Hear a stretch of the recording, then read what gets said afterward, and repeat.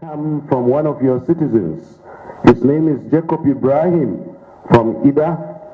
He is saying your administration has spent about 20 months in office, but yet you have seemed not to have achieved anything. What can you tell the people of this state that you have done so far? Another question coming from Peace Adamate from Ogugu.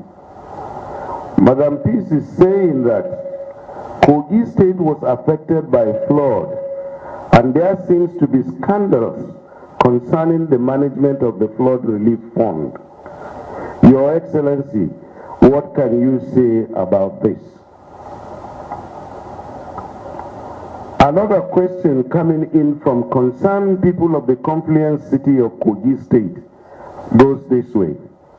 What is your government doing to mechanize agriculture in Kogi State, knowing fully well that Kogi State has very great agricultural potentials? Again, Your Excellency, from the concerned citizens of Kogi State, they said that there has been this rumor making the rounds about the intention of government to increase tuition fees in the state's tertiary institutions. Sir, can you clear the air on this matter? Then another question goes this way. It says that the Teachers Service Commission had imposed employment levies. You were said to have intervened to stop this practice. However, since then, nothing has been heard about the recruitment of science teachers in this state. What is your position on this matter, Your Excellency? From Ima Danladi from Obajana, he's saying, what is the state government doing in order to diversify the economy of the state instead of relying on federation account for development programs in Kogi State? Then from one Alhaji Ibrahim from Lokoja City, he said, Your Excellency, there was this think tank committee made up of the best brains in the state. They made recommendations which were submitted to you. Are you following these recommendations? And then from one Mike Kola from Lokoja, he said that since the creation of this state in 1991 till date, your administration has been the largest, your administration has the largest number of commissioners, special advisors, and other political appointees. How do you hope to sustain the development in the face of huge overhead costs? Then from one Are Tunde from Ajakuta, he's saying, we are aware that your administration was making arrangements to raise a bond of about 20 billion naira to fast track development. What has happened to this arrangement?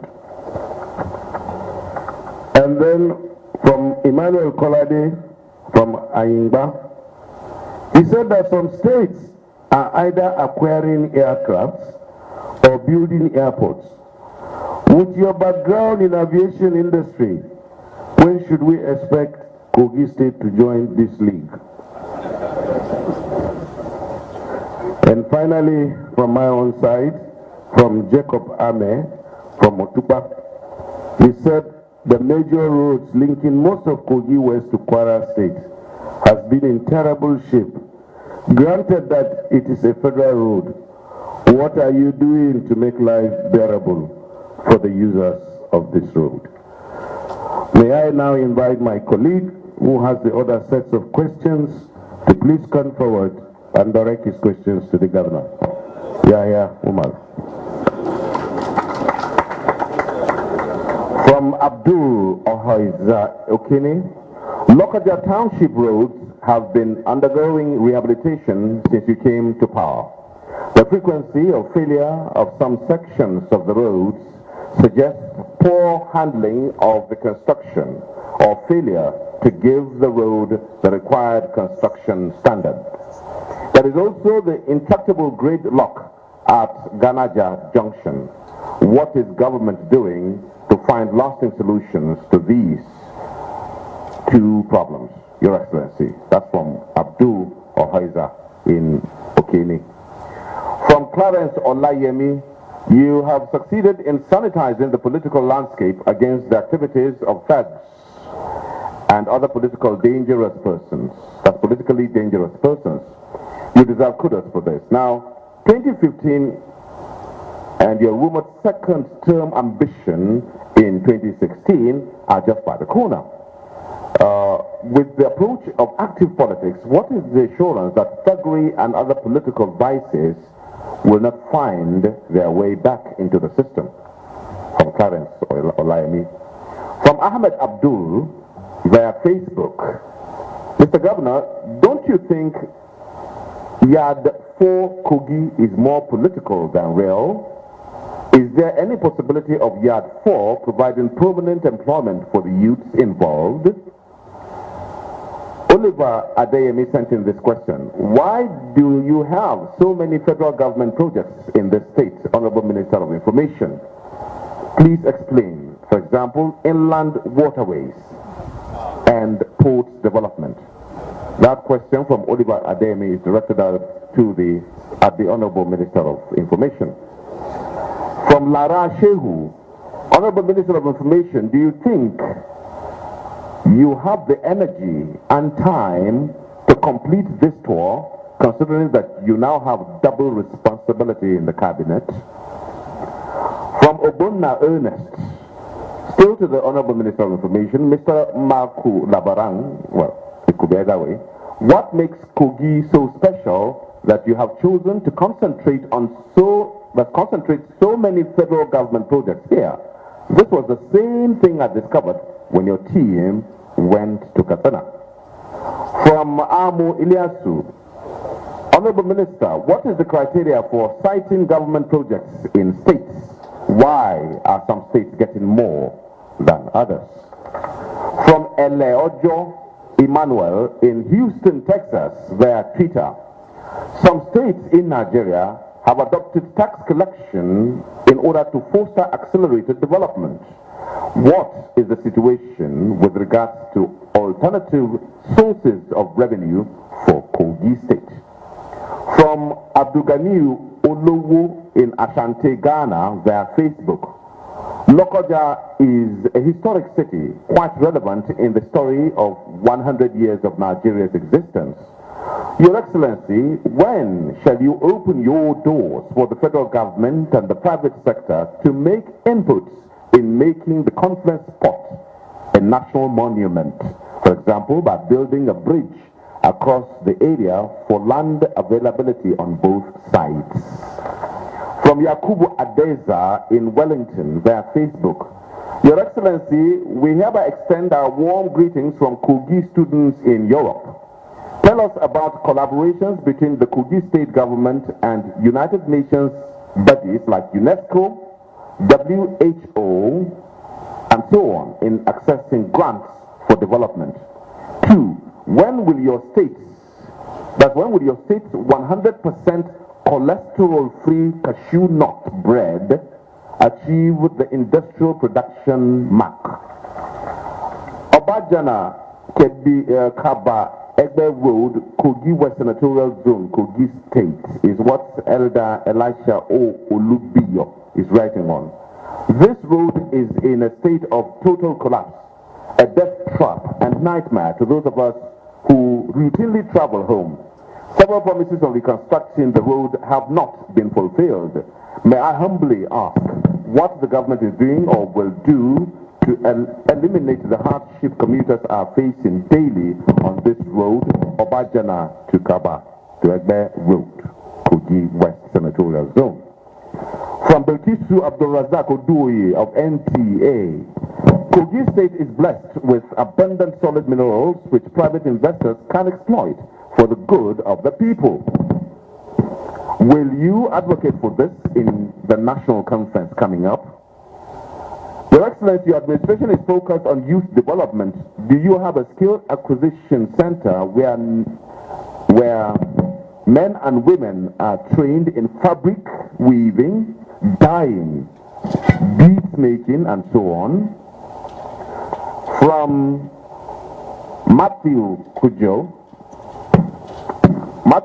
editor, Egon News newspaper, last year, Nasarawa State. Editor, Egon News newspaper. Your Excellency, sir, on the youth development program, your administration is particular, that would reference to what you had for. In what definite and specific ways are these youths being taught to fish for themselves? That would be that for now. Know the importance of the continuity in this administration in areas of publicity and how to educate people of Kogi State. Thank you very much.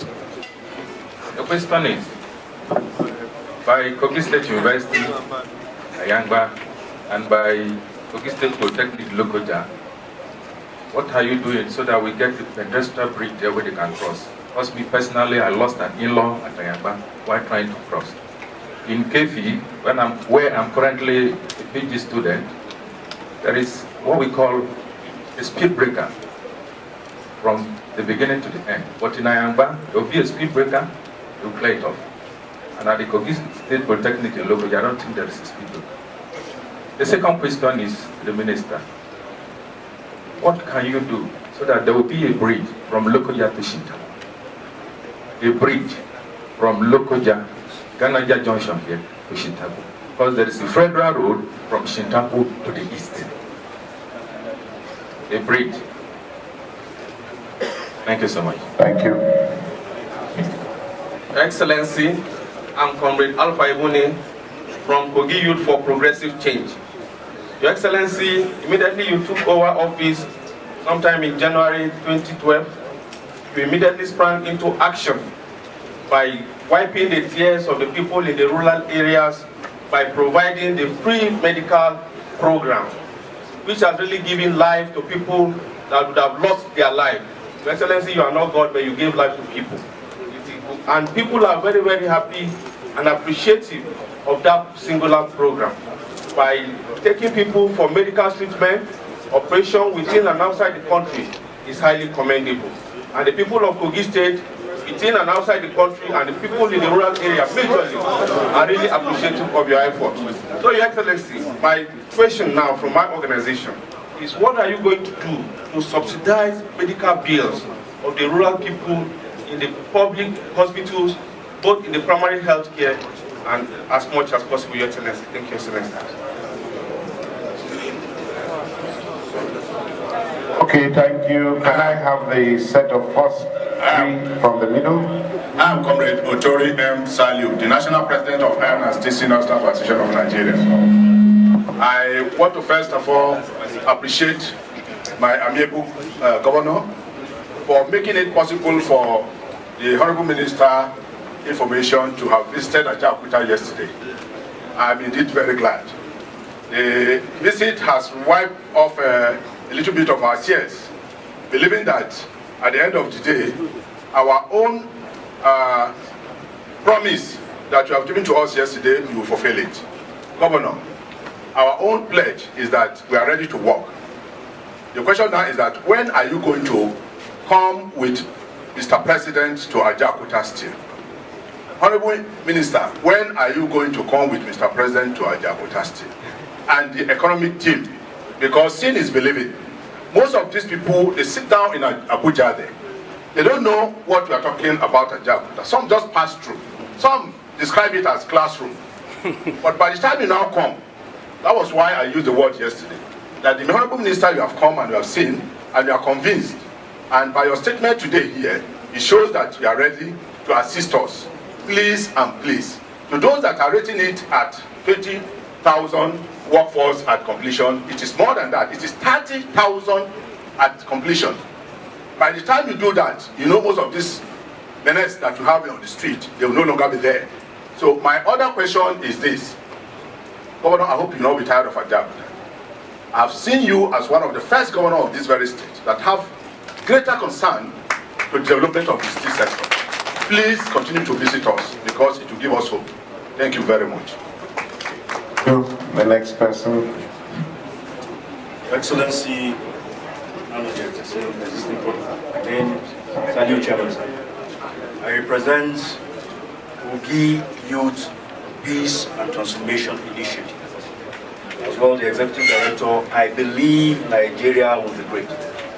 Your Excellency, recently there was a scandal in the Teaching Service Commission as to the imposition of levy on those seeking employment into that particular commission. And you intervened into this ugly trend by stopping them from not continuing with this exercise. Your Excellency, I think is one of the numerous, intervention of yours into such acts by some of your lieutenants that are only trying to afflict the state with existing protocol. My name is Issa Emmanuel Ojodumene. I speak for the National Youth Council of Nigeria, Kogi State Chapter. Your Excellency, fundamentally, we are all aware that no government can run sustainable development without partnership from the private sector. One, it opens up job opportunities for the teeming youths that we have in Kogi State. Your Excellency, in view of that, the youths want to know what are you doing, what is your administration doing to relate with or ensure that foreign investors are attracted to Kogi State and the development of our various economy. Two, it is very, very notable that you have signed a memorandum of understanding, known as MOU, with some interest groups or business groups. We want to know that how far have you gone with that as it relates to the development of our various economic groups. Thank you. Next. Abdullah Isa Karim, on behalf of Youth Advocate for Solid Mineral Development in Nigeria. Permit me to stand on the existing protocol, sir. I have 3 questions for the Honorable Minister. And it orders on Ajaokuta Steel Company and Itape Iron and Steel Project. 1, the road that leads to Ajaokuta Steel Project is now a death trap. The hive, an enclave for armed robbers to waylay innocent Nigerians that are passing through there. 2, the state of the infrastructure in Ajaokuta is close to, it's nothing to write home about. We use this medium to beg, plead with Mr. President to do us a favor, do the youth of this country a favor. Ajaokuta is capable of employing not less than 500,000 direct and indirect jobs, thereby eliminating the problems of unemployment in Nigeria. My third question, sir, is about dredging of River Niger. Just tell the people of Kogi State, how far has the president gone about it? The last time the last time Mr. President, the late president came to Lokoja, that was when we knew that something was happening there. Ever since the demise of President Yaradua, I'm sorry I've not been briefed, but I need to be clarified. We need to know about the dredging of River Niger. Thank you very much. Next. Thank you very much, Your Excellency. My name is Emmanuel Ojoajugwekele. I speak from the National Messengers Peace. Permit me to kindly commend the National Mediator because the people has a right to information. And such information must be brought to the doorsteps of the people, the ordinary people, by those who are the helms of affairs of government. It's only then that the people can appreciate the achievements and constraints of government at a particular period of time like this. Now my question. The federal government is planning a celebration of the centenary celebration of this country. As you are all aware, Kogi State is the origin of Nigeria. And in all the planned activities, no mention is made of Kogi State. Neither is there any event scheduled to take place in Kogi State. In our opinion as indigenous of this state, the centenary celebration should start and end in Kogi State. why is it like that, so that history can be put in proper perspective. That is my question, Your Excellency. Thank you. Congress, and as well the coordinator, Vanguard for Democratic Consciousness. Your Excellency, sir, I bring greetings from the entire youth of Kogi Central Senatorial District. Sir, if the entire youth have observed, sadly, that your administration has not done anything concerning the acute marginalization of the entire Kogi Central Senatorial District. So far, in the whole projects that have been inspected today, none is from Kogi, none is in Kogi Central Senatorial District. We've observed and also seen the inspection of the fertilizer plant in the east, the cement plant in the east, the state university, which of course ordinarily was to be decentralized, have its campus decentralized to Kogi Central and Kogi West, sir. That in our opinion, in our candid opinion and understanding, the principles of justice, fairness, and equity must be brought to play, just like in the words of our dear Honorable Minister. We want to believe that if peace must reign, then the issue of injustice must be properly addressed.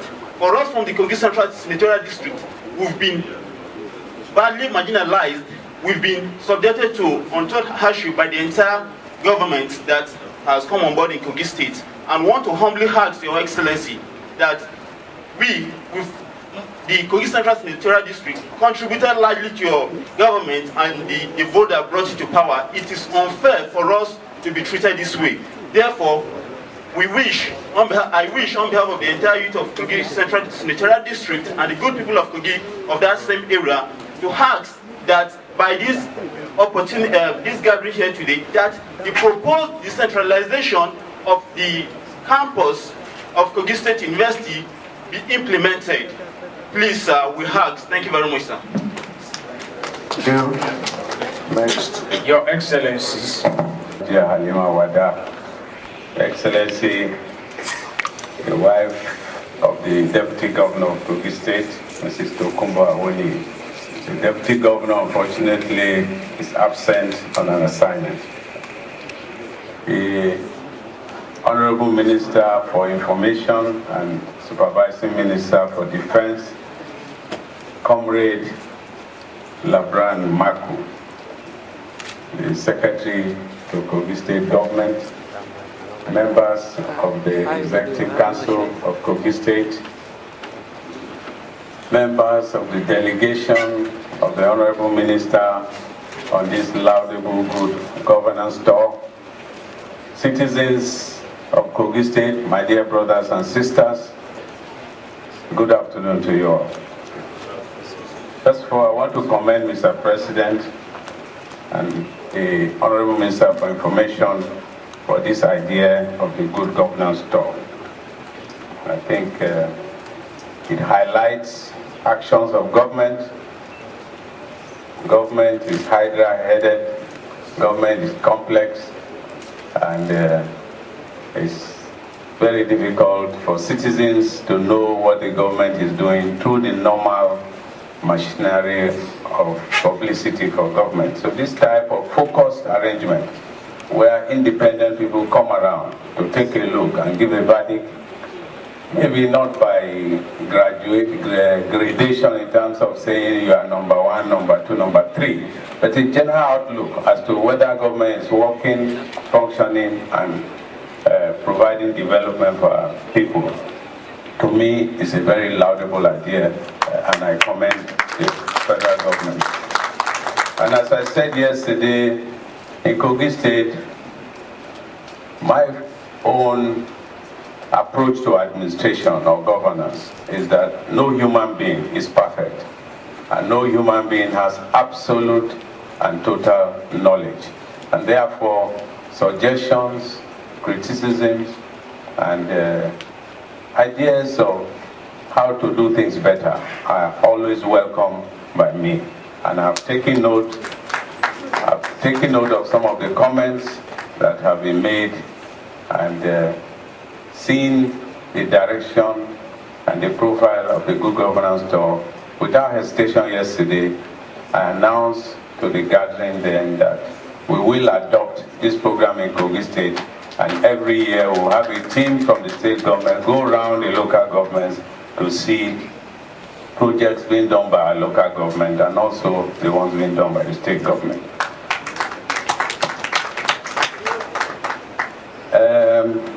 There was a question about, we've been almost 2 years and we have not done anything. I don't think I need to say much about that. We've had a good governance tour and they've gone around and seen what we have done. For me personally, I don't like publicity. I'm a quiet person, and I believe the truth is like smoke. No matter how hard you try to cover it, it will emerge. Smoke will come out. That's my own approach. Of course, in democracy, people ask questions. So we will do a lot more in terms of trying to explain some of the things we have done. But we've done a lot. Done a lot in agriculture, done a lot in education, building houses. We are reforming land administration system in the state.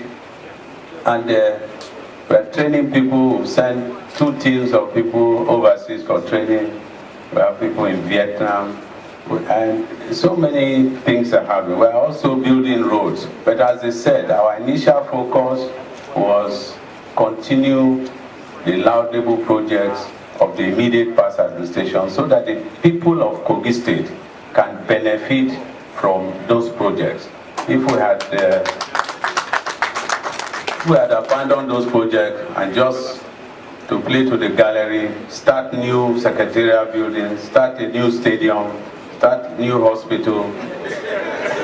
Of course, we'll get the publicity to be on the front page of newspapers, to be in network news and all that, but the people of Kogi State will be the losers.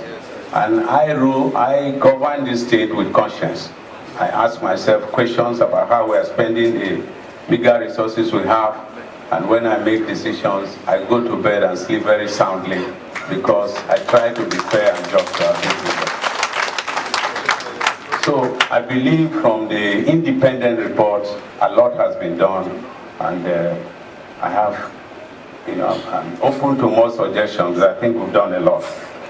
Second question I took note of was about flood relief funds. There have been all kinds of wild allegations in the media. I had an opportunity about a month ago to address the media about this. The money we collected was under 800 million naira. The figure is 700 and something. I don't know the exact figure here today. But if any member of the flood committee, the Commissioner for Environment is there, please provide the figures that we collected. Of course, the federal government gave us 500 million. Alhaji Aliko Dangote gave us 150 million. A respected citizen gave us 50 million. With that, already you have 700 million. Then we had bids of 10 million, 1 million, 729 million. These monies went directly into accounts at Union Bank and UBA, and the statements of those accounts are there.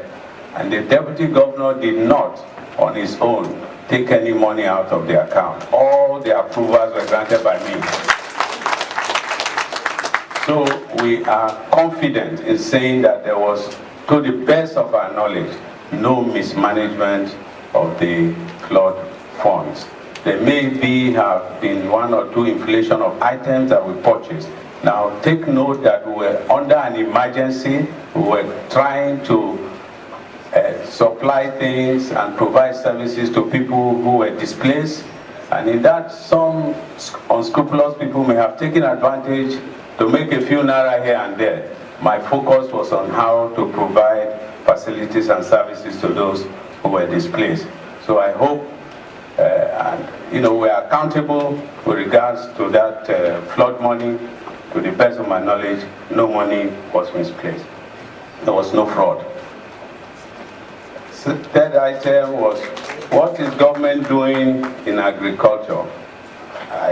I'm surprised at that question, because our agriculture program has been properly publicized. if we say we are not publicizing, if agriculture is singled out as people not knowing what we are doing, that is unfortunate. But what we are doing, in cooperation with the federal government, we're establishing a cassava staple crop processing zone in Alakwe. Also, it's a private sector-led program, 15,000 hectares. And I want to thank people of Kababunu for their cooperation in that regard. Because that program is going to create at least 10,000 direct and indirect jobs for our people all over the state. Anybody in Kogi State can work at that stable crop processing zone. It needs to be located. Our own idea is that Kogi State is one. Whether a project is sited in Kaba or is sited in Okene, it belongs to Kogi State. And any of our citizens can work in those areas. So with also every local government is clearing 250 hectares of land on crops in which they have strategic advantage, comparative advantage. In some places we are focusing on rice, in the flood plains, those that go by the river. In others we are focusing on cassava. Two reasons: rice and cassava are stable crops. They will buy them any day. Nigeria imports 1 billion naira of rice every day. And this is sad, something we can grow in our country. So we are focusing on those two things. Agriculture is not a straightforward enterprise. It's complex. There's land clearing, land preparation, input supply, training and extension training for our farmers, etc. So it's a whole chain of activities. And we are drawing on the best expertise we can get to train people. So each local government that clears 250 hectares, the state government has committed to clear another 250, making 500 hectares per local government. These things cannot be done overnight. They take time. We've planned what we are going to do, we're implementing it. There is no local government in Kogi State that is not clearing land now for agriculture. And the local government chairman, I'm sure Chairman of AGON will be here, he can tell you how far his members have gone. So each local government will focus on either rice or cassava for now. We're also working on soya beans, but I want us to perfect cassava and rice, as well as what our farmers are doing. Each of these programs will have outgrow grower farmers. These farmers will be helped with inputs, they will be helped with training, extension training, and they will feed into the nucleus farm being established in cooperation with the state government. The state government is not going to run these farms. We are facilitating those farms. We will allocate portions of land to our citizens or anybody in Kogi State who wants to farm. We will help them with inputs, subsidize fertilizer, subsidize seeds, and also mechanization. There was a question about mechanization of agriculture. I will just address that now. As part of the good governance tour, you saw the power tiller factory, which we are establishing in Felele. This power tiller factory is going to provide mechanized farming to individual farmers. These things are like motorcycles, which have farming implements attached that individual farmers can operate and increase their productivity. What they used to do with hoe, they will now do with machines. And we believe that the way forward in progressive agriculture is through appropriate technology. You don't jump to the high end of mechanization. We need to learn. People need to believe. They need to understand how to operate this thing. We have to be able to repair them in Kogi State. That's why we're establishing an assembly plan for these power tools, as well as a repair shop, so that while farmers are using them, if they break down, we can fix them in Kogi State. That's the way to have sustainability. That's our own approach to mechanization. And of course, we bought some tractors at subsidized rates, giving them out to farmers. Education is expensive. It's not cheap. And there is demand for education. We are lucky as a country because in some parts, particularly in Kogi State, there's a lot of demand for education. So our consultation process is towards sustainability. Our people at Kogi State University are paying about 35,000 for courses per annum. I mean, that is not a lot of money for university education. Of course, our aspiration would be to make it free, but at this point in time, we cannot afford to make education completely free at all levels. Therefore, we thought the way to go is to have engagement. Let's start talking to our students, talk to our teachers, and see how we can improve on the funding of our tertiary education. We believe education is joint responsibility between the government, the student, and their parents. And all of us need to work together to be able to see how we can sustain it. But what is going on now is unsustainable, and therefore we are discussing on how to move about it. So we have not increased fees, but we are in consultation towards seeing how to fund our tertiary and other institutions. The fifth question was about employment of teachers by the Teaching Service Commission. Yes, I was not consulted when the fees came out. They had brought a document to me last year about recruitment of teachers. Because of our funding challenges, they wanted 2,000 teachers.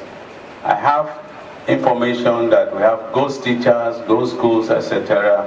And I was not going to rush into giving them approval to recruit 2,000 teachers. So I said, let's have a census of what you have. They say, no, this is urgent. I said, okay, I will authorize you to employ 500 teachers.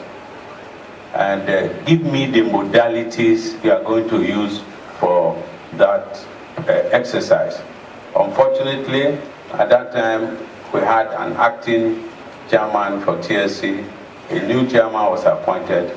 He went ahead and misinterpreted my approval as without reading the other comments I made, and went ahead and arranged with NECO to conduct an examination, a aptitude test exercise as part of the process of recruitment. And of course, NECO came up with a bill to say that, look, each candidate should pay, I think, 3,000 naira or something like that. I was not consulted. It didn't have my authority. And so when citizens called me and complained, I directed that they should stop immediately and refund the money. Then NECO now came up and said, well, we have spent, I think, 16 million or something. Yeah, in printing the cards and this and that. And I said, well, I don't know who contracted you, but I'm not responsible. So at that point, those who registered had paid about 9.3 million. So NECO is holding on to money. Money was not paid directly to TSC. It was paid to NECO, who was contracted by TSC. And so when I told them to stop, they could not refund the money immediately because NECO is holding on to money, claiming that they have already spent 16 million. And so I told the TSC that, all right, I will look for money elsewhere. We have an obligation to refund this money to our citizens. And after that, we will drag a case with NECO. That's where we are. So by next week, we will provide the money to refund to the people. And having, they say once bitten, twice shy. I also want to be sure of the modality that this money will go back to the people who paid them. So it's not just about just saying I will refund. We will also work out a system to make sure that the people who paid are the ones who collect their money back, so that we don't get more problems. What are we doing to diversify the economy? So many things. Again, agriculture. We believe that if our people become wealthy, we will generate higher income from tax revenue. And so we are encouraging public-private participation in our economy. We make access to land easy, access to investment in the state easy. We are promoting a conducive environment, enabling environment for private investment, and encouraging enterprise. So those are some of the things we are doing to diversify our economy. Some of the joint ventures that they visited or saw are also part of our attempts to diversify the economy. There is the plan to establish small-scale industry in every local government, and using the support of the Bank of Industry and Bank of Agriculture. There was a question about the think tank. Yes, we had a think tank. They came out with a blueprint from which we have a transformation agenda in Kogi State. That plan is working. We are making progress, steady progress in the implementation of our transformation agenda, which derive from the think tank. We are following the recommendations. Transformation is not a rapid progress. It involves orientation, it involves the people who will implement need to understand it properly. The people whose lives will be affected need to understand it properly. Otherwise, they misinterpret it and will not see it as in their interest. So we are making a steady program. One thing you can say about our state is that this government has plans and we are implementing those plans. We are not just fishing. We know clearly what we need to do. Now, one is we have large staff overhead. Yes, I agree that we have large staff overhead, but my idea of government is that government must be inclusive. We'll try and bring into government various sections of our people. On that basis, Kogi State is blessed with a lot of intelligent and knowledgeable people.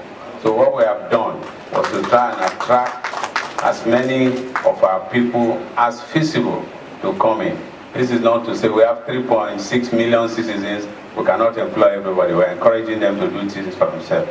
But in my view, our government is not overbloated.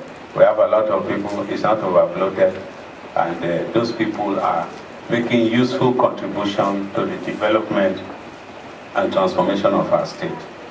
The next question was about the bond.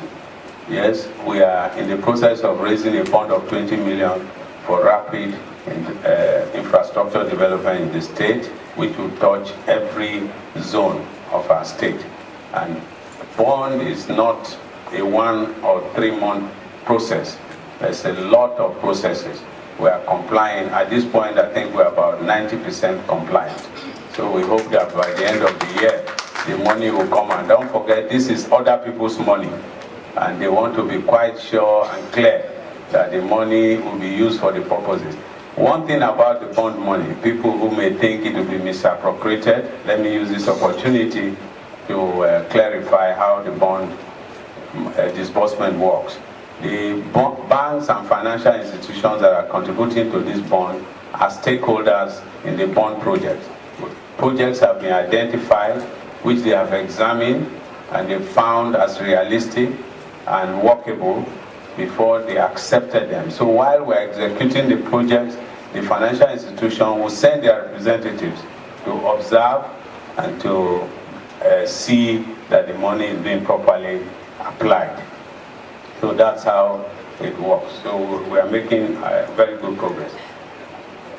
States are buying aircraft and building airports. Why haven't we built an airport in Kogi State? My first constituency is aviation. So if I were a dishonest governor, the first thing I'll do is build an airport for Kogi State. But I'm not. See, an airport is a major infrastructure investment. You need a lot of money, and we're talking of billions, 8 billion, 9 billion, 10 billion, even more. In Kogi State, we have by the grace of God and Alhaji Aliko Dangote, we have an airport at Obajana, which can take up to a 737. It's a good airport. All you need is to ask for permission to use that airport. We had an old airstrip at Zariagi. I have assessed it. It's suitable for an airport, but I'm going through a process of looking for a partner who will invest with the state government to establish an airport as an alternate airport to Abuja. Where by the time this road is finished, it will just be about 1.5 hours to drive from Lokoja to get to the airport. In other parts of the world, people drive 3 or 4 hours to go to airport. So building an airport here, it will not be viable immediately. What we are looking at, our agricultural program is rising, is growing.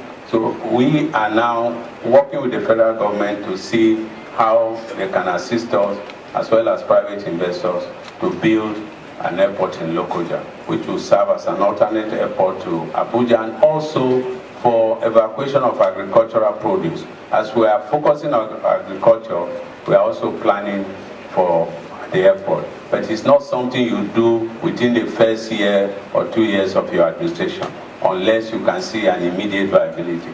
For us, agriculture and then alternate airport for Abuja makes it a case for our people to have an airport here in Lokoja. The next question was the Kogi-Kwara Road. That's the Opajana-Kaba Road. That road, if many of you will testify that every opportunity I've had to meet with the president, I prayed to him to intervene on the road. Dangote Cement, Alhaji Aliko Dangote, has offered to do that Opajana-Kaba section of the road with cement. And cement roads for 30, 40 years, they don't require any repair. They are solid. He has offered to do it with his own money, but he needs permission from the federal government. And Mr. President has agreed that he will consider it as quickly as possible. So a lot of pressure is on the federal government because of that road. And I assure you that as we come into the new year, by the grace of God, we will get presidential approval for that road to be constructed. One of the first things I did when I came into office was to have that road assessed, and even just to repair the road, to make it passable, temporary repair. The quotation we got, the minimum was 2.5 billion naira. As a state, it was not pleasant experience at all. So 2.5 billion naira. Our monthly allocation averages about 3.6 billion. So it's not something you rush into, especially when it's temporary repair. To do a surfacing that will last another 5 years, you need 7.5 billion. These assessments, we have them on record. But to do the real road, you are talking about 10, 15 billion. So it's not a small project. But it's right at the top of our considerations as we go forward. Lokoja Township roads tend to fail frequently. I agree with you. Learning from that experience, we established Kogi State Road Maintenance Agency, and we are funding it gently to address some of the issues of our roads. And for us now, our approach to road construction is that the roads needs to have a design and clear specifications before we give out contracts. Before we just have bill of quantity, give to the contractor, and it's not properly monitored, and the contractors take advantage. Now we have a strong monitoring team, project monitoring team, who are doing a good job. So I'm sure going forward, you will see that roads in Lokoja, which are repaired, will last. So, the gridlock, occasional gridlock at the Ganaja Junction, we've discussed this, we are looking into it. We are creating diversion roads, other roads that will take traffic from that road.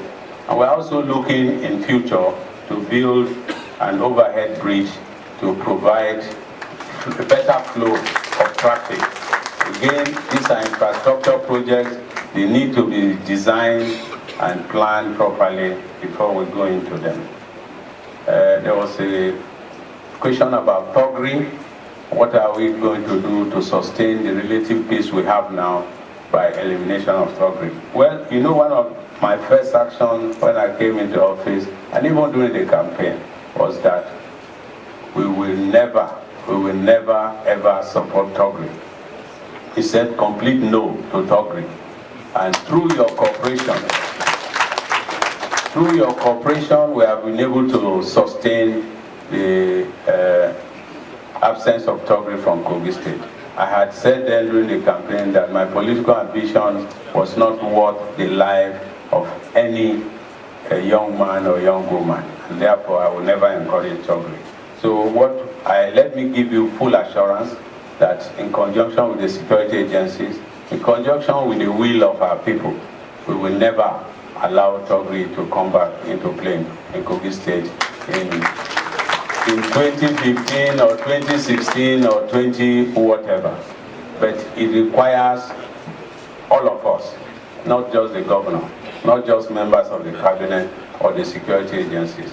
Every one of you has a role to play in ensuring that we eliminate thuggery from Kogi State. And if you know of any group of young men or women who are trying to cause trouble, just report them to us. We are capable of handling them.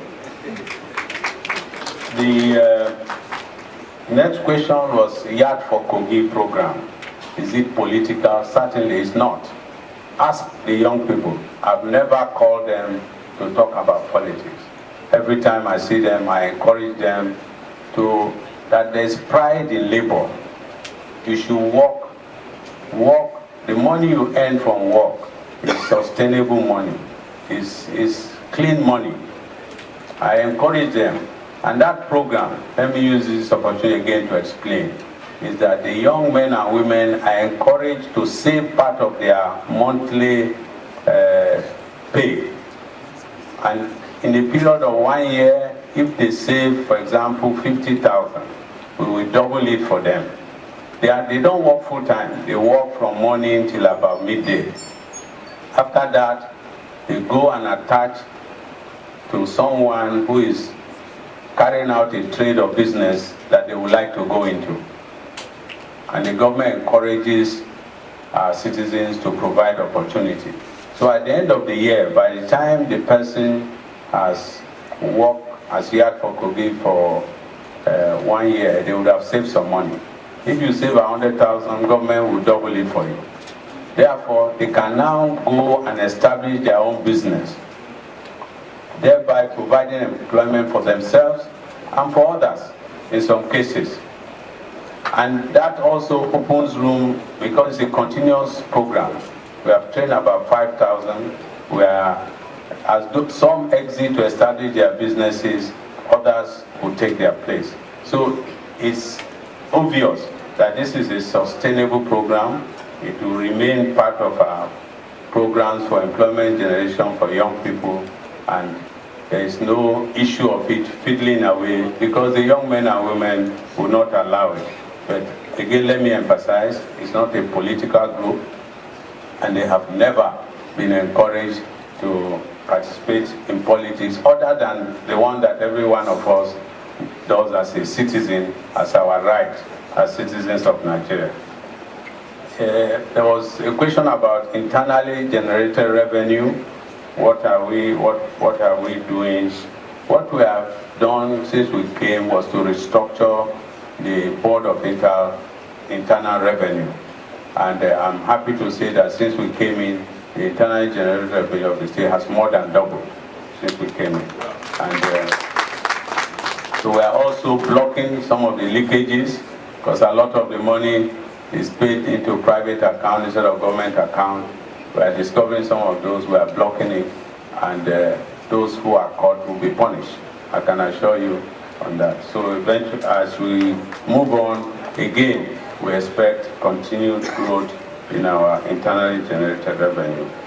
A bridge across the Niger, again, the advantage of that bridge, apart from saving lives, which the gentleman asked about, is that it gives us an opportunity to expand Lokoja, because 16 kilometers around Lokoja is the capital development zone for our capital city.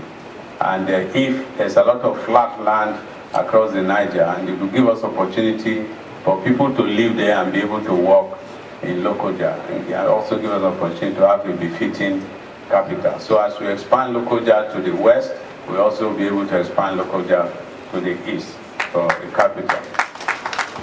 I don't know if you saw in the newspapers, last week we had a proposal from a private sector organization that wants to raise money to build that bridge and put a toll on it. So it's a toll bridge, so that over about 30 years, they'll be able to recover their investment. and the proposal we received from them, which is receiving active consideration, is that it will be on a build, operate, and transfer basis. They came with some banks that are ready to finance the project. So I believe that as we move forward, we will be in a position to address the issue of that bridge. What is our level of cooperation with international agencies? We are doing very well. We have very active cooperation with the World Bank. They are helping us on youth empowerment, on agriculture, on good governance. They are helping us, they are investing money to help us bring in technology that will help us make our government run more efficiently. And same with UNICEF, they are helping us. Bill and Melinda Gates are helping us on polio eradication and primary health care programs. So we have very good relations. UN Habitat, we've sent delegations to Nairobi, I think twice now. UN in working with the United Nations Habitat and the United Nations Environmental Program. Lokoja was selected as one of the 10 cities in the world to be assisted by United Nations to modernize as a viable and sustainable city. And again,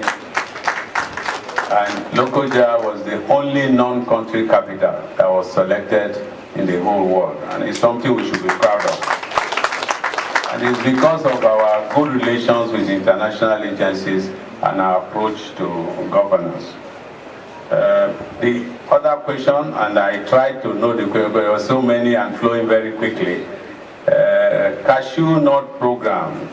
Of course, cashew is agriculture. Cashew, we are encouraging cashew, we're working with the Cashew Association of Nigeria and Kogi State chapter for people to establish cashew plantations. We will assist them in knowledge and input support for us to also become the cashew capital of Nigeria. The university is establishing a cashew chair. They are doing research on cashew.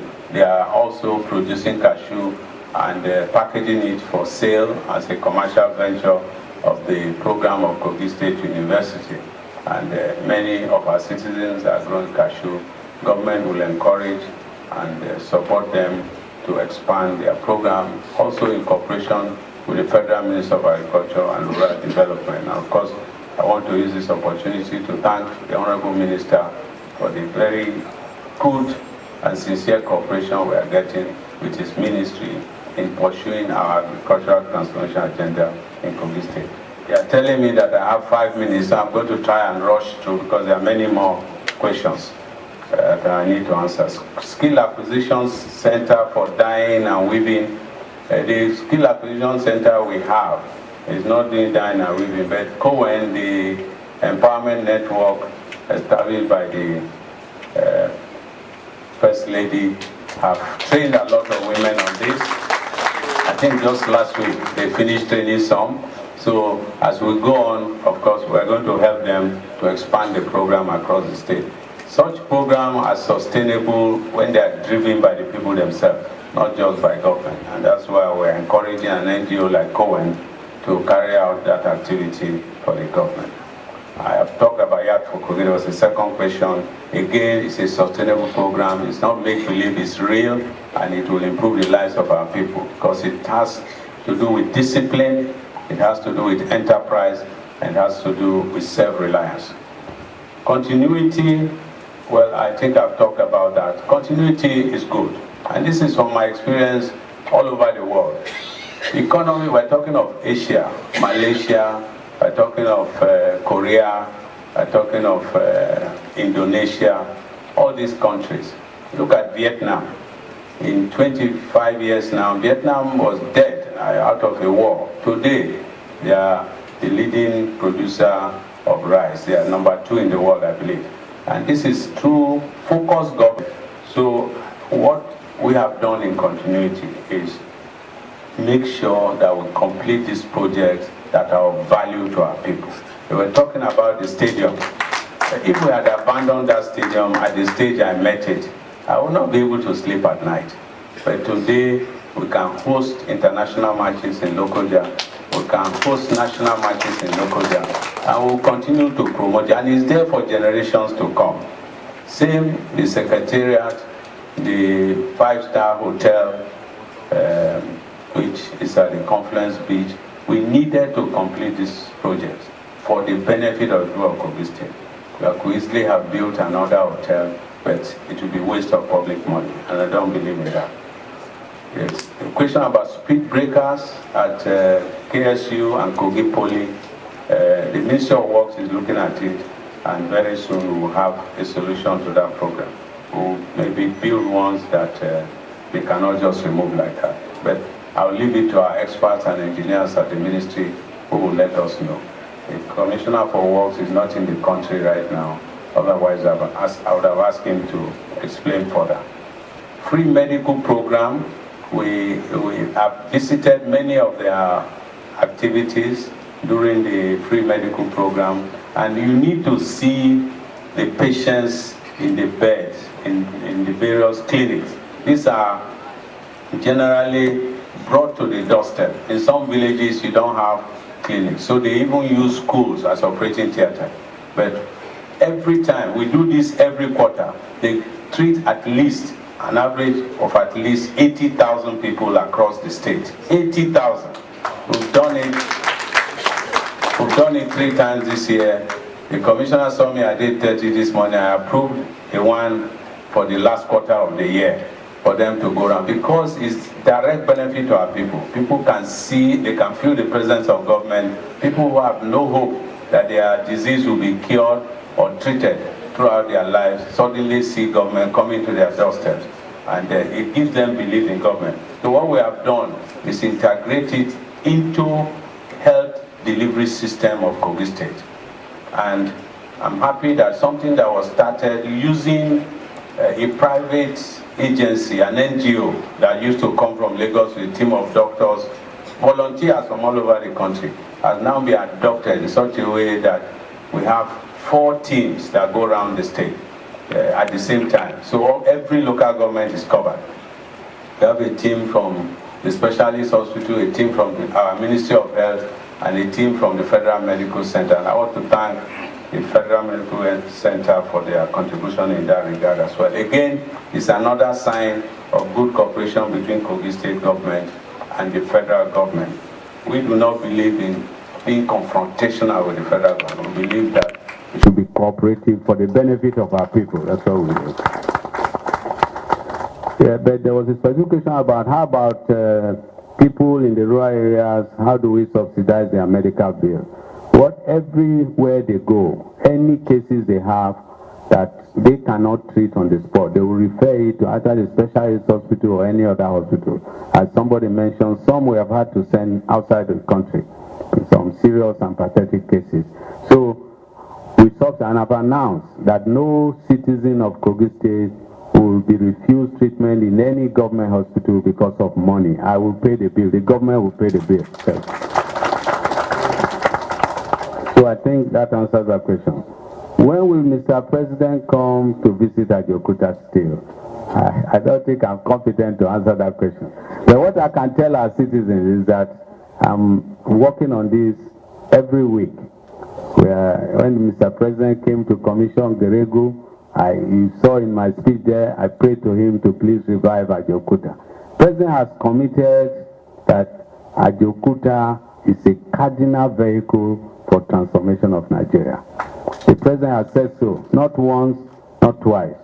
And he believes it. But our President is a methodical leader.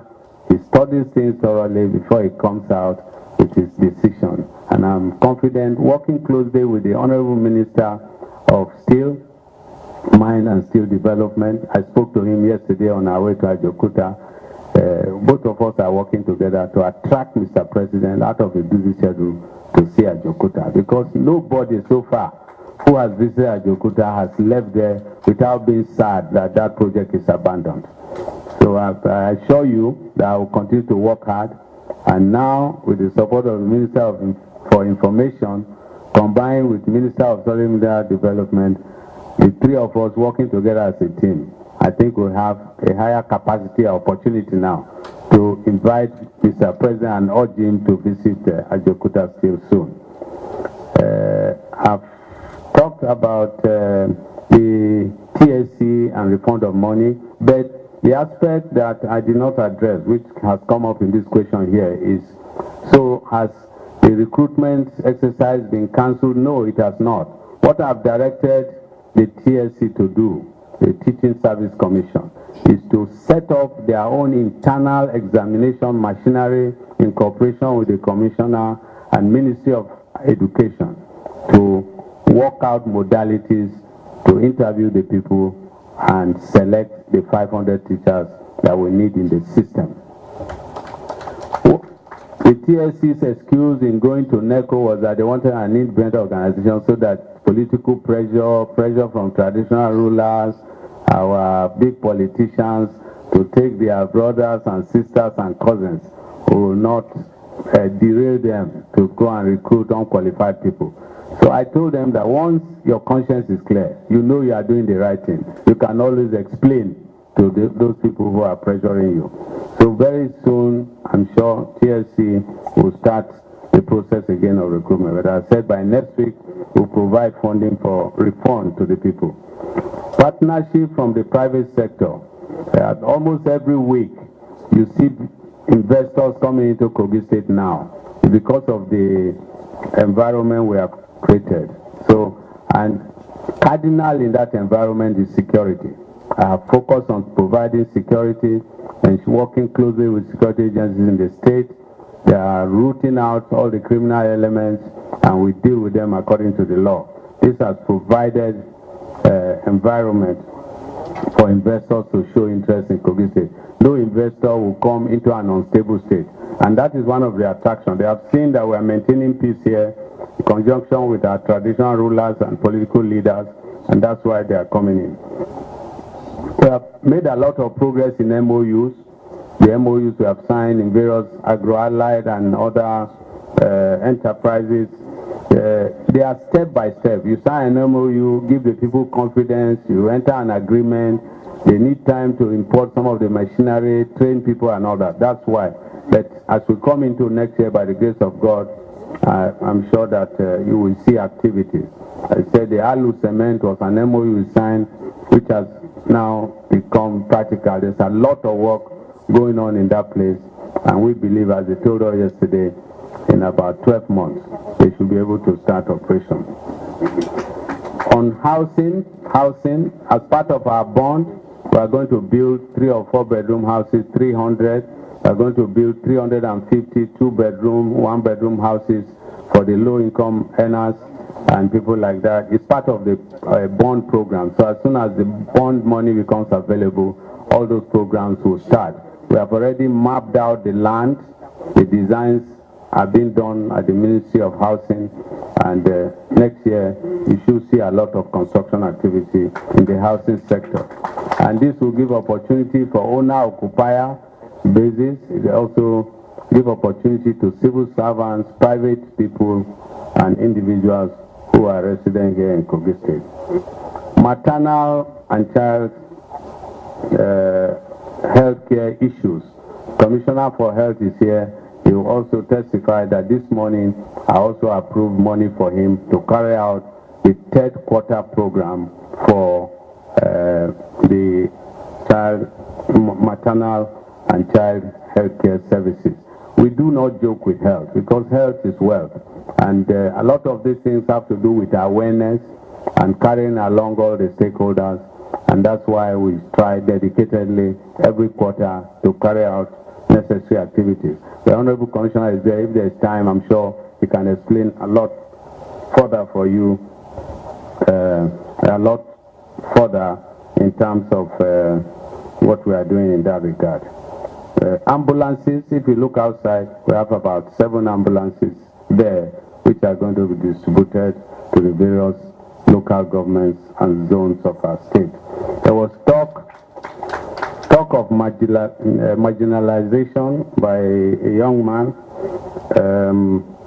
I honestly, I do not believe that this government has marginalized the Central Senatorial District. We have I think it's just a matter of planning in terms of this trip, because of the short number of days they have here, that many of the projects we are doing there have not been highlighted or visited by this. It's not because we are neglecting Central. We have, for example, the Agaiva Ogori Road, which is linking Okene and Ogori Magongo local government. This road has been 100% completed. We have a campus of Kogi State Polytechnic at Itakwe. They visited there. These campuses have various state projects that are going on within the campuses. With regards to Kogi State University, in terms of multiple campuses, it has to do with the law that established the university. It was established as a uni-campus university. It was not established as a multi-campus. And the governor cannot just get up. We are not in a military regime. There are processes. There has to be a change in the law in the House of Assembly. There are also financial issues also of administration of multi-campus.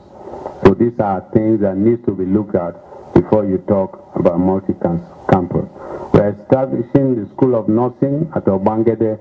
You know that we've approved money for the accreditation, and the accreditation means enough manpower as well as equipment and buildings and facilities before they can train and graduate people.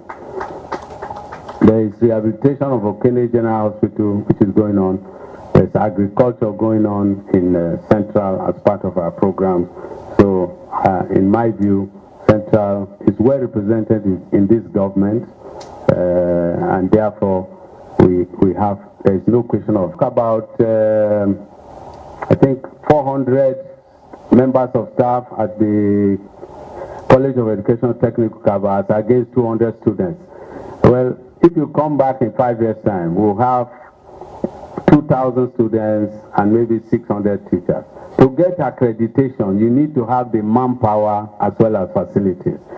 Each department, each program needs to have certain people with doctorate degrees, some with master's degree, some with first degree that run the program. That's why it looks like we're putting the cart before the horse. No, we need those teachers now for the NCC, the National Commission for College of Education, to give approval to the programs being run in the College of Education, Kaba.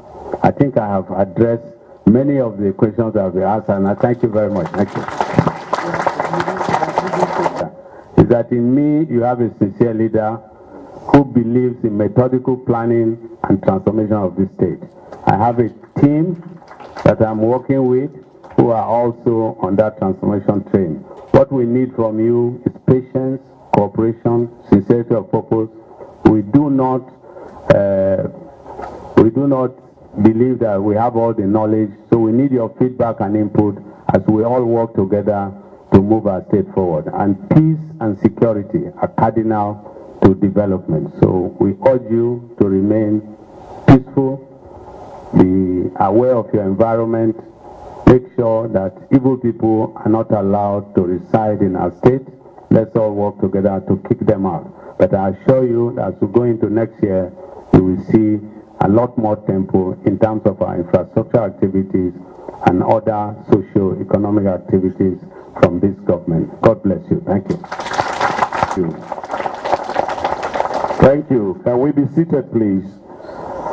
Your Excellencies, distinguished guests, ladies and gentlemen, there were some questions thrown at the Honorable Minister of Information and Supervising Minister of Defense. So permit me now to invite him to please come and react to the questions that are referred to him. Honorable Minister, Information.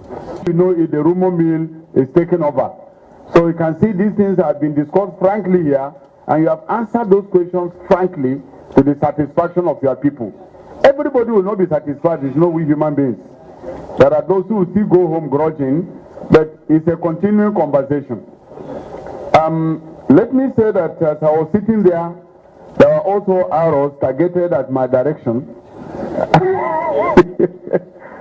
particularly by some of the questions relating to infrastructure, but there are two questions that I would prefer the men on ground to provide answers.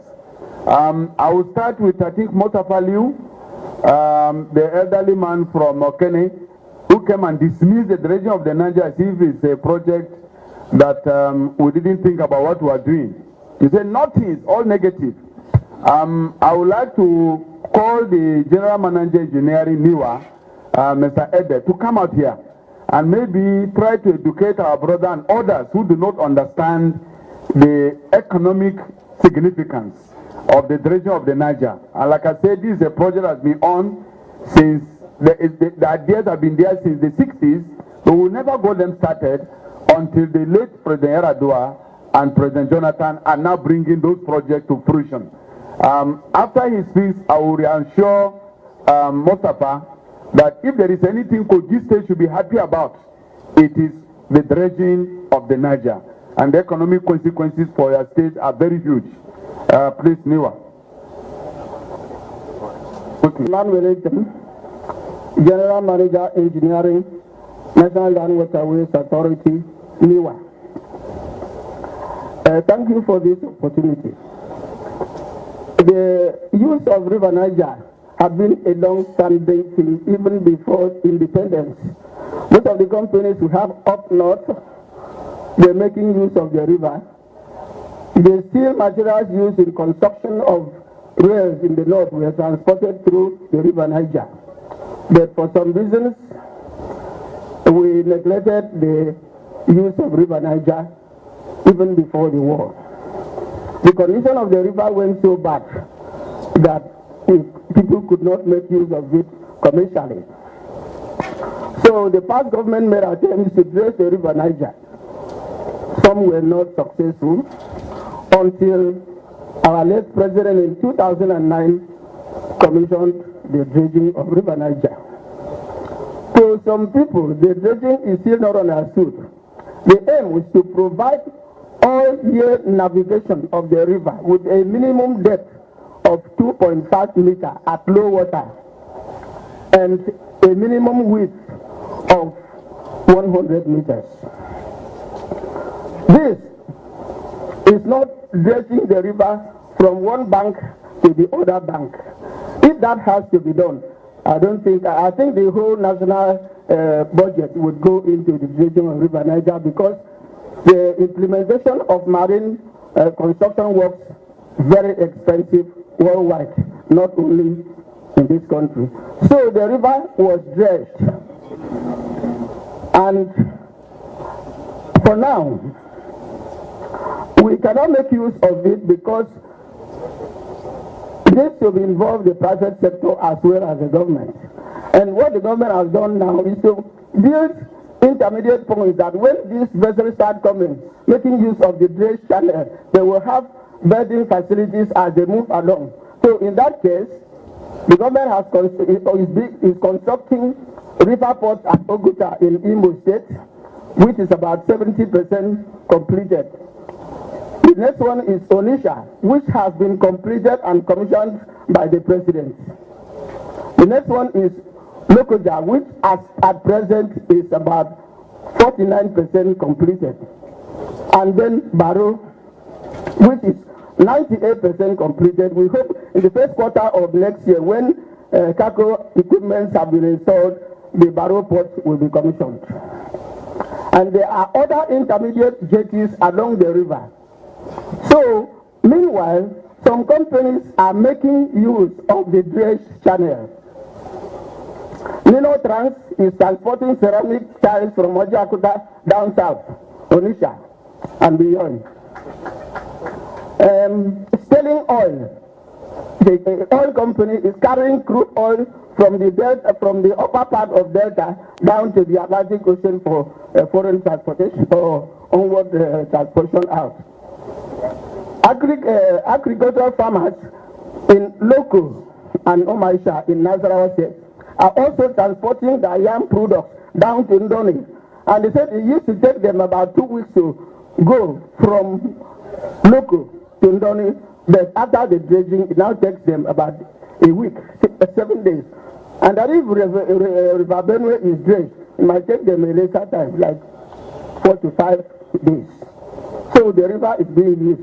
Unfortunately, some people may think they want, as soon as you finish dredging, because the two questions that came up was, one, you needed clarification. Another one, it was disappointed. If people are not moving on the channels, you may not know that these channels, if they have reported that people came and then their vessel was grounded somewhere they could not pass, then you can determine it was not dredged. If you think you want to stand on the land, on the bank, and look at, oh, that place was not dredged, no way, you cannot. So that is the thing.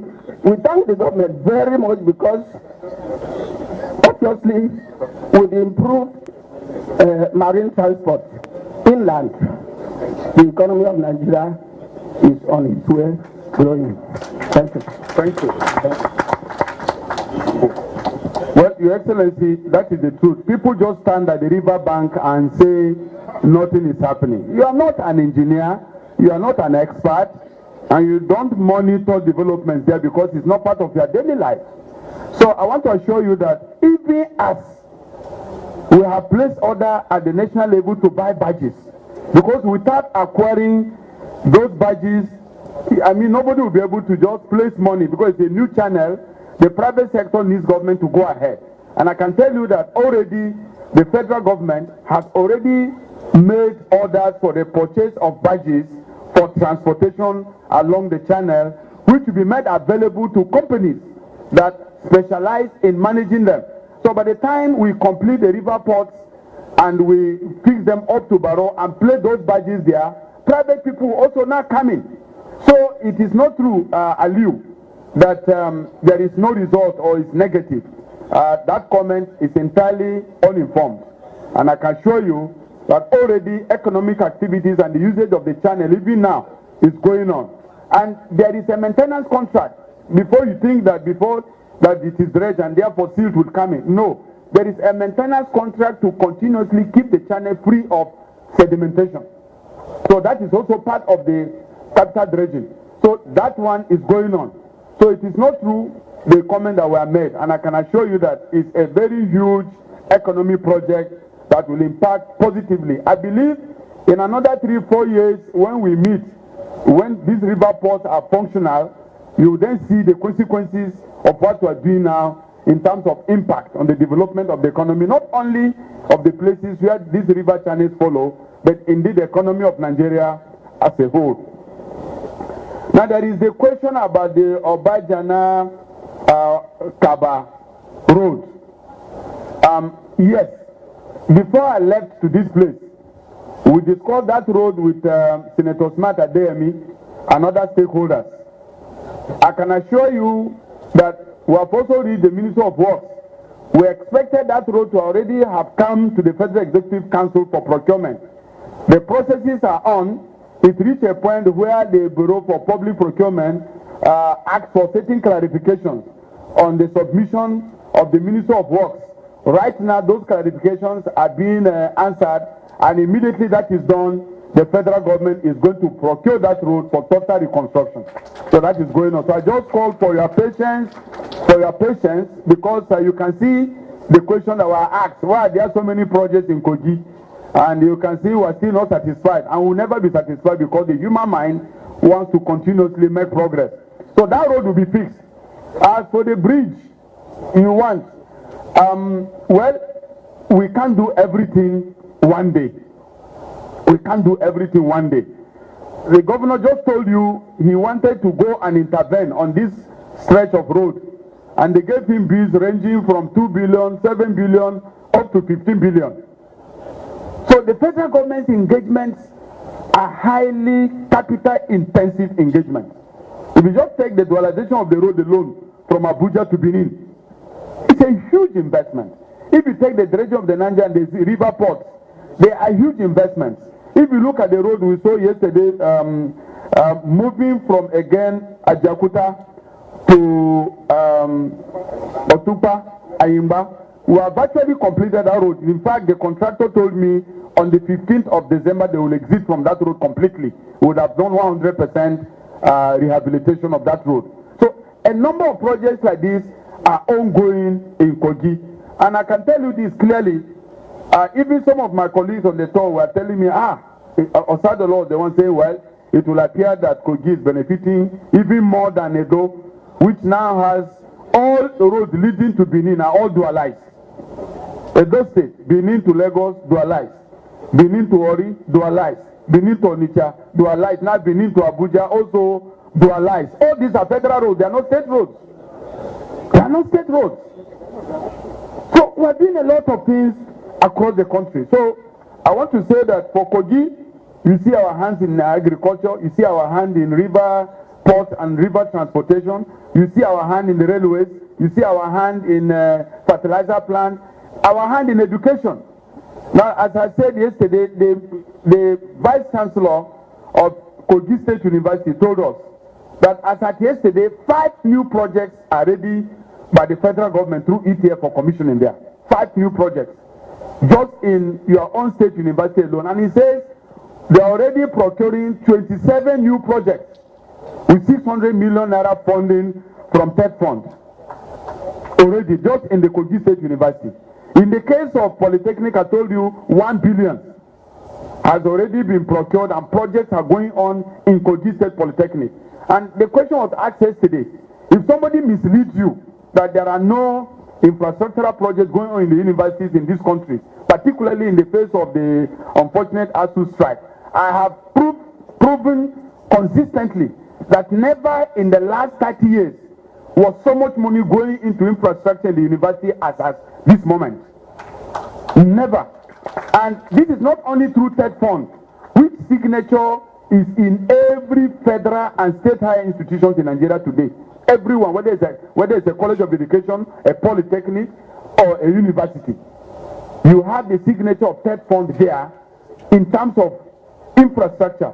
In the University of Benin, we saw 37 new projects going on, virtually most of them commissioned by TED Fund. Between 2010 and now, 37 new projects. In Achi Polytechnic, which is close to this place here, we saw more than 20 projects completed by the time we went there on Good Governance Tour. In virtually every university, we went to Jos, we saw projects by TED Fund, by Central Bank of Nigeria. They are all funding projects in the university. The Petroleum Technology Development Fund, PTDF, funding projects. Universal Service Provision from funding projects in the university, and then the federal government direct annual budget from Federal Ministry of Education. At no time have the university received the inflow of funding for infrastructure like we're receiving now. The question is this sufficient? No, challenges still exist. But we can only meet those challenges by planning them. We can't meet them by saying, let us stop the economy working and put all the money in one sector. If we do that, even the universities will be affected, because the roads to go there will not be there. So we need to plan the economy in such a way that we go progressively. And I think the universities are receiving a lot of funding. And so I assure you that the federal government is committed. In addition to the new university here, in the last 2 years in Nigeria by the president. So because of the president's sense of justice, someone was talking about justice, he says there is no reason why some states should have 2 federal universities while some states have none at all. So today, by his own sense of duty and justice, every state now has a federal university in Nigeria. Every state. And all the universities are taken up. We saw them in Latvia, we saw them in Katsina, we have seen one here. We saw at Otroke, all the states that were visited that didn't have federal universities will now have them going on. So I can say that virtually we are doing our best at the federal level to get all this going. Now the question about whether there are more projects in Kogi, yes, you know, there are state governments that are very smart. You know, what happens is that, oh yeah, I must say that, because and that is the point. The federal government is a service provider for states in every federation. We don't have our citizens different from the citizens of the states. And every federal minister knows that you cannot be a successful minister unless you are providing services to the states. So we are policy makers. The federal government is a policy maker. We lead in policy. Even in formulating policy, every ministry has what you call national council, bringing together the various structures in the state to connect to the federal government for policies to be accepted and approved. So the federal government does not exist in isolation. We provide services for the development of the country, and the development of the country is driven by states. What happens is that there are governments that specialize in quarreling. They specialize in quarreling. You know, they are so disgruntled that they hardly stay in their states anymore. They just continue to quarrel. Every day is politics. And when you go to those states, they have less than 30% school enrollment. Now we know that money is going to every of those states through universal basic education. So what state governments do in a federation is that you continuously link up with the various federal agencies to buy into federal government programs. Now, if a state government is unable to buy in, what happens is that, yes, there are projects that the federal government must do in every state, but there are other projects that states take initiative to invite federal intervention, particularly when they know that there are already existing federal or policies or outlets where they can tap into. That is exactly what Kogi has done in agriculture. And that is what the governor is doing.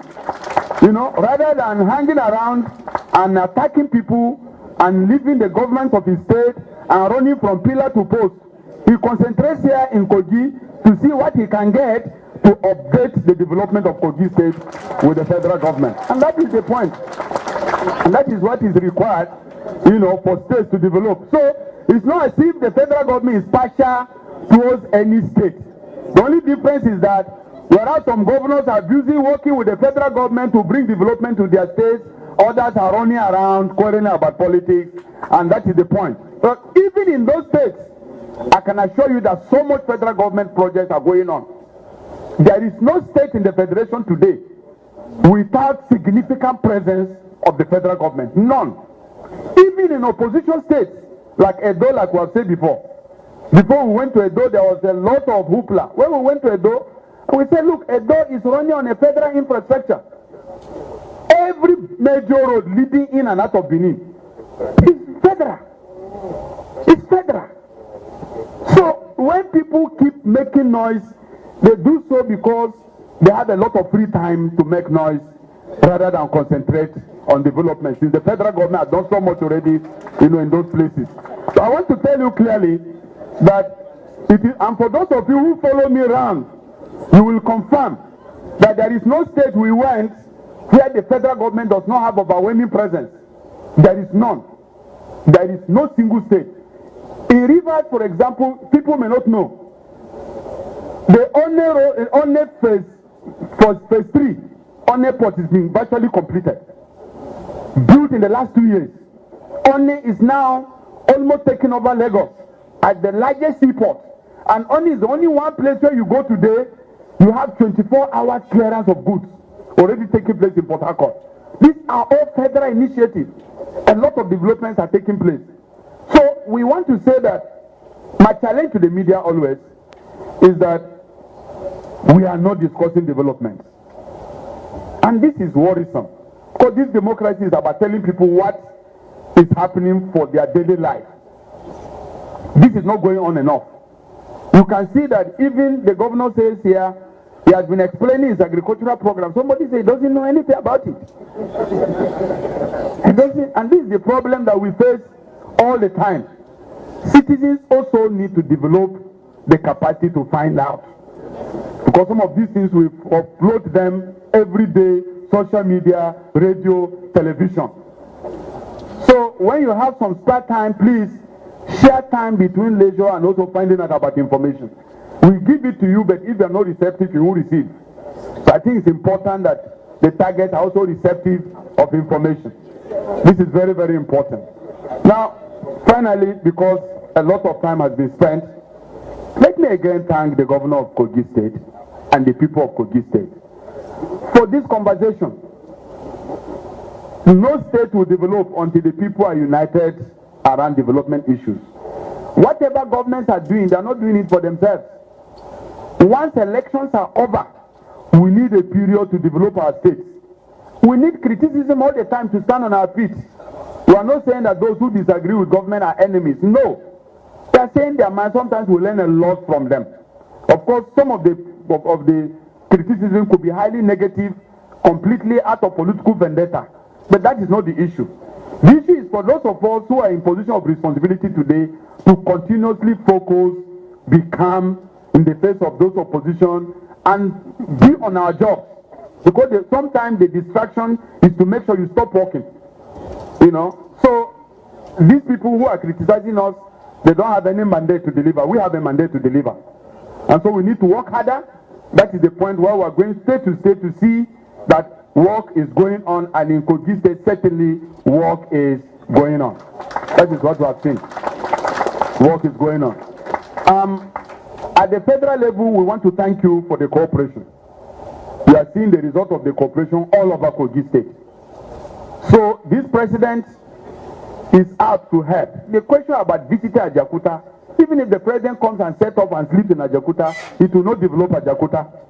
What is most important is what will the president do? And you know, presidents have so much information. President has so much. There is no president that if he wakes up every day, the report on Ajakuta could be with him every 24 hours without him having to leave his office. And presidents are very, very expensive people. They don't. If they move everywhere, there will be no development.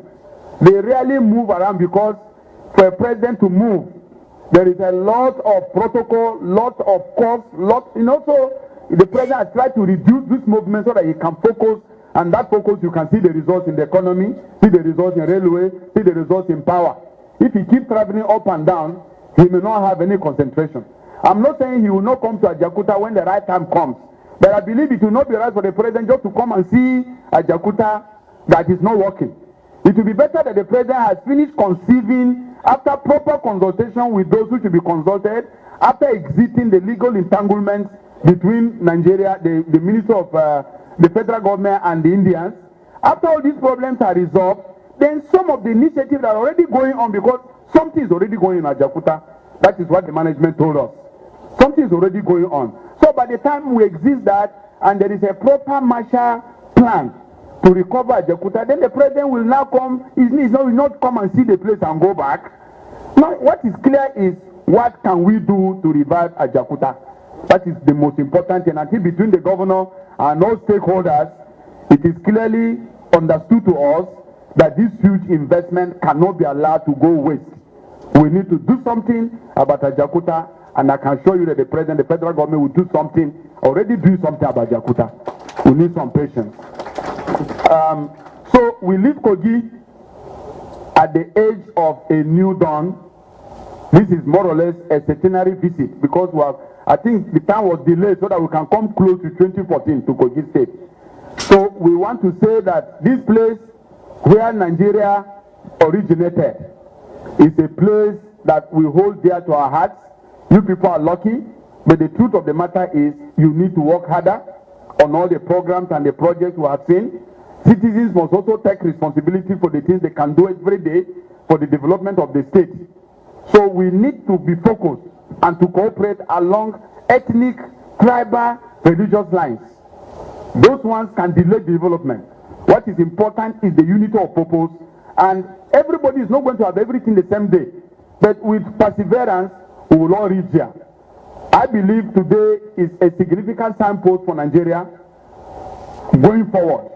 What is required is for the president to keep focused on what he's doing. And I think Nigeria, I can tell you, between now and 2, 3, 4 years, this country will witness development at a pace that is much faster than in the past.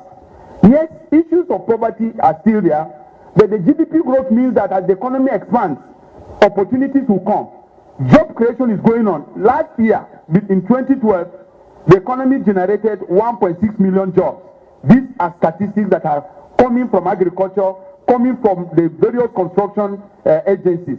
And the economic growth is now being led by non-oil sector, agriculture, building and construction, commerce, now telecoms. These are the areas that are leading economic growth. So today, oil has come down in terms of earnings from 90% of revenue to only 69%. No oil earning is now giving Nigeria 31% of our annual income. Now, this shows significant progress over this period. So we are moving ahead, and the nation is moving steadily ahead. Thank you. God bless you all. Thank you.